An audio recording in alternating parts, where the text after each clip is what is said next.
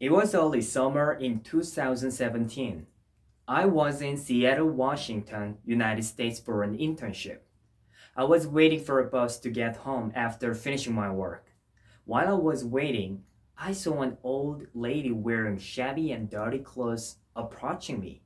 She asked me to help her finding a Korean woman who provided her food and a place to stay for a while when she was on the street. I wondered about this old lady and the Korean woman, so I decided to help her. It was not easy to find the Korean woman, but when I finally found her, I could know what happened to this old lady.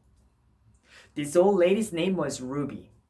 She was 61 years old and an immigrant from Kurdistan about 20 years ago. She was living a normal life as a nurse until she lost her whole money, $180,000, by signing on a debt warranty document for her divorced husband 3 years ago. To make things worse, Ruby said her family in Kurdistan passed away by terror 3 months ago. Since then, she totally lost her mind and ended up being on the street.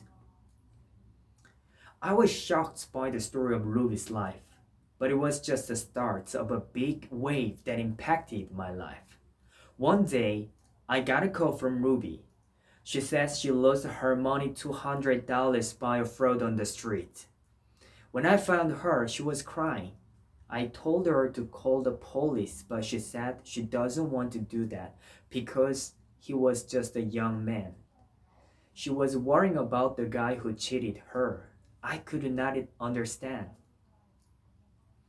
I took her to a cafe to give her some food, since she did not eat anything until that time.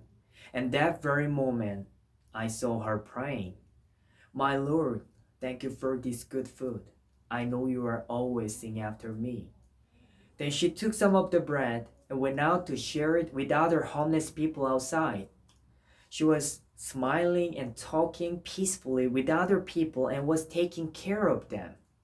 When I was seeing her through the window of the cafe, I felt something strange and strong. It was a feeling of guilt about myself. Actually, I grew up in church, so I thought I'm a good Christian. However, after I met Ruby, I realized that I'm so much far from what the Bible says. But Ruby was different. She was always trying to conform the image of Jesus Christ. Even when she was in the middle of difficult situation, she prayed continually and gave thanks in all circumstances. Ruby's behavior caused me to look back on my whole life, and I found full of lies, fakeness, hypocrisy, and arrogance in me. That made me so sad and afraid that I prayed sincerely to God for His mercy on me and forgiveness. Then immediately, I could feel the true peace was covering my soul. Hope and happiness overflowed my soul. It was the most peaceful and powerful moment in my life. After that day, I went out to the street and began to meet some homeless people. I spent time with them almost every day, providing some foods and supplements. Sometimes I was with them all night long and slept with them on the street near Westlake Park in Seattle.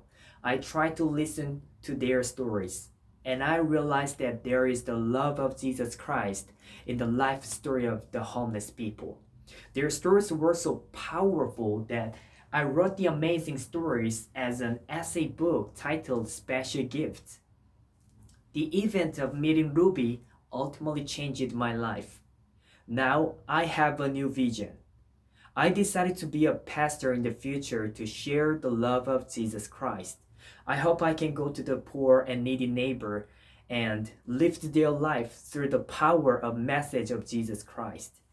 And one day, I hope I can meet Ruby again. That day we would hug each other and cry together, singing praises for the loving kindness of God. And I believe that she would not be in dirty or shabby clothes anymore. I believe that she would be in a white clothes, shining brightly, just like her pure smile. Thank you for listening.